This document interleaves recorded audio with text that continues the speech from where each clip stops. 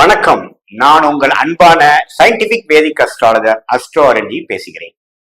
நல்லது நினைப்போம், நல்லதே நடக்கும். இந்த காணொலியில நம்ம என்ன பார்க்க போறோம் அப்படின்னா, சூரிய தசை உங்களுக்கு நடந்துட்டு இருந்ததுனால் அது யோகத்தை கொடுக்குமா அல்லது அவயோகத்தை கொடுக்குமா? சூரிய திசை எந்த லக்னக்காரர்களுக்கு யோகத்தை கொடுக்கும், அவயோகத்தை கொடுக்கும், எது மாதிரி பலன்களை கொடுக்கும் என்பதை இந்த வீடியோல நம்ம பார்க்க போறோம். இது வரைக்கும் சப்ஸ்கிரைப் பண்ணாதவங்க சப்ஸ்கிரைப் பண்ணிக்கோங்க, பெல் ஐக்கான் கிளிக் பண்ணுங்க. ஸோ தட் நான் ஃபியூச்சர்ல எந்த வீடியோஸ் போட்டாலும் உங்களுக்கு நோட்டிபிகேஷன்ல வந்து தொடர்ந்து எந்த ஒரு வீடியோவும் மிஸ் பண்ணாம உங்களால பார்க்க முடியும்.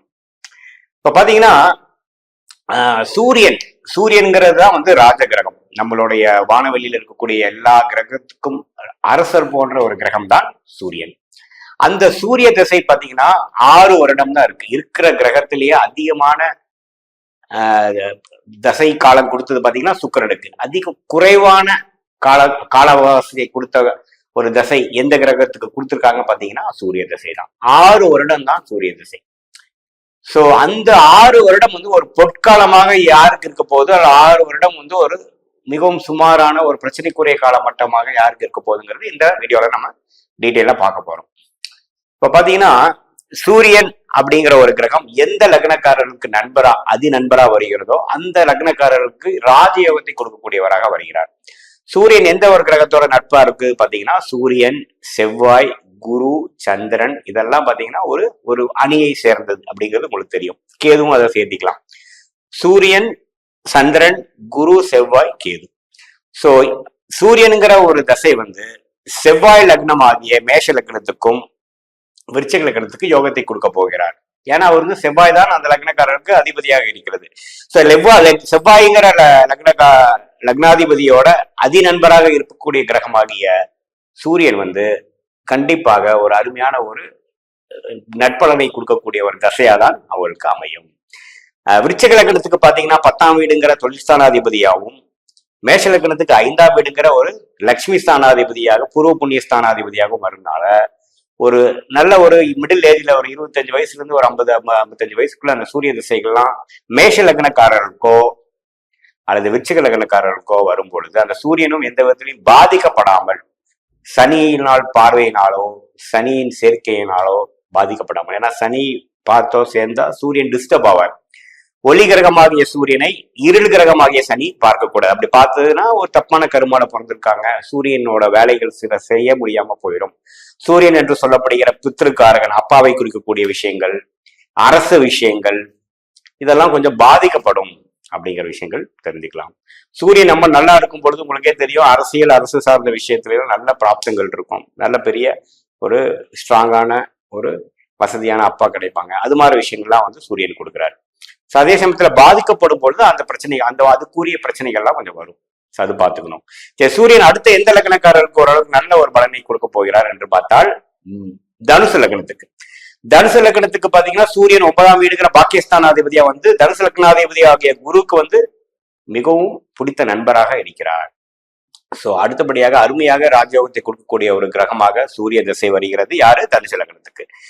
மீன லக்னத்துக்கும் அதிபதியாகிய குருக்கு அவர் என்னதான் நண்பராக இருந்தாலும் அவர் 6ஆம் வீடு என்று சொல்லப்படுகிற ருணசத்ரு பாவத்துக்கு அதிபதியாக வருகிறார். சோ ஓரளவுக்கு பெரிய பாதிப்பு கொடுக்கலனாலும் பெருசா தூக்கியும் கொடுத்துட மாட்டார். யாரு? மீன லக்னத்துக்கு. சோ ஒரு சுமாரான ஒரு மிக்சரான ஒரு பிராப்தங்களும் பலன்களும் கொடுக்கக்கூடிய ஒரு தசையாதான் சூரிய திசை மீன லக்னக்காரர்களுக்கு இருக்க போகிறது. சரி, அதற்கப்புறம் பாத்தீங்கன்னா எந்த ஒரு லக்னக்காரருக்கு அதிக பாதிப்பு கொடுக்க போறான்னு பாத்தீங்கன்னா நம்பர் 1 மகர லக்னத்துக்கு தான். மகர லக்னக்காரருக்கு சூரிய திசை வருதுன்னா நீங்க ரொம்ப கேர்ஃபுல்லா இருக்கணும். ஏன்னா ஒரு அட்டமாதிபதியா போயிடுறாரு, 8ஆம் வீட்டு அதிபதியாக போய்கிறார். அந்த சூரியன் வந்து ஒரு தப்பான இடத்துல போய் இருந்து அந்த சூரிய திசை ஒரு மிடில் ஏஜ்ல வந்ததுன்னா கேட்கவே வேண்டாம், மகர லக்னக்காரரை வந்து வாழ்க்கையை பிரட்டி போட்டுரும்.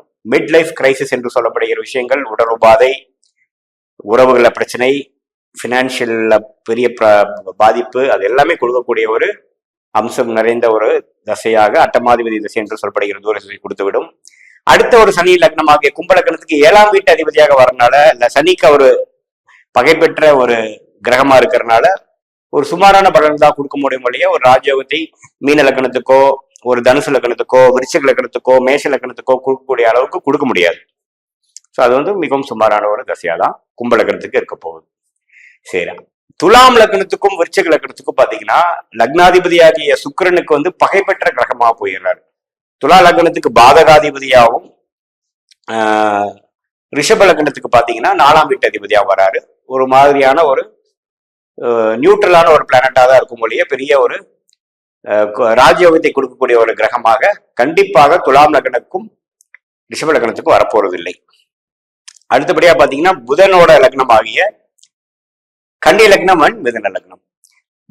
புதனும் சூரியனும் அதி நண்பர்கள்.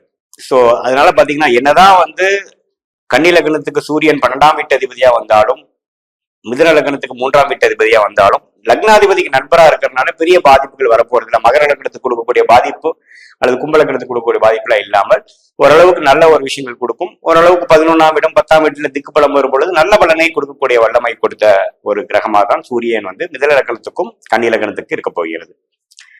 அல்ல சிம்ம லக்னத்துக்கு பாத்தீங்கன்னா அவர் லக்னாதிபதியாக வருகிறார். கண்டிப்பா லக்னாதிபதி கிரகம் கண்டிப்பாக லக்னக்காரரை தூக்கி நிறுத்தவும் வாழ்க்கையில் வந்து அவர் ஜெயிக்கக்கூடிய ஒரு பலன் தான் கொடுக்க போகுதுனால சிம்ம லக்னத்துக்கு சூரியன் நல்ல ஒரு விஷயமா தான் கொடுக்கும், தப்பு இல்லை. அதே சனி ராகு கேதுங்கிற ஒரு பாவ கிரகத்தோட சம்மந்தப்படும் பொழுது மாறுபாடான பலனை கொடுக்குங்கிறது உங்களுக்கு தெரியும். அதே மாதிரி கடக லக்னத்துக்கு 2ஆம் வீட்டு அதிபதியாகவும் சந்திரனும் சூரியனும் நண்பர்களா இருக்கிறதுனால ஓரளவுக்கு நல்லா ஒரு தன விஷயத்திலையும் குடும்பம் வாக்கு தன விஷயத்துல நல்லா ஒரு நல்ல மேன்மையை கொடுக்கக்கூடிய ஒரு அம்சம் நிறைந்த ஒரு கிரகமாக தான் சூரிய தசை கடக லக்னக்காரருக்கு வருகிறது. ஸோ சூரிய திசை வந்து சம்ம பண்ணும் பொழுது எந்த லக்னக்காரருக்கு அருமையான ஒரு விசேஷமான பலன் கொடுக்குதுன்னு பாத்தீங்கன்னா விருச்சிக லக்னம், மேஷ லக்னம், தனுசு லக்னத்துக்கு அருமையான பலனும், மீன லக்னத்துக்கு ஒரு சுமாரான பலன்களும், மீதி இருக்கக்கூடிய சனி லக்னக்காரராகிய கும்ப லக்னம், மகர லக்னம், துலாம் லக்னம், ரிஷப லக்னத்துக்கு நம்பவுமே ஒரு சராசரியான ஒரு ஆவரேஜான பலனை கொடுத்து கன்னி லக்னம் மிதுன லக்னத்துக்கு நல்ல ஒரு ராஜயோகத்தை கொடுக்க வெளினாலும் ஓரளவுக்கு வாழ்க்கையில ஜெயிக்கக்கூடிய அளவுக்கு பலனையும், சிம்ம லக்னத்துக்கு வாழ்க்கையில நிறுத்தக்கூடிய அவங்களை நிலைநிறுத்திக்கக்கூடிய ஒரு பலனையும், கடக லக்னத்துக்கு நல்ல ஒரு தனம் லாபத்தை கொடுக்கக்கூடிய ஒரு பலனையும் கண்டிப்பாக கொடுக்கும்.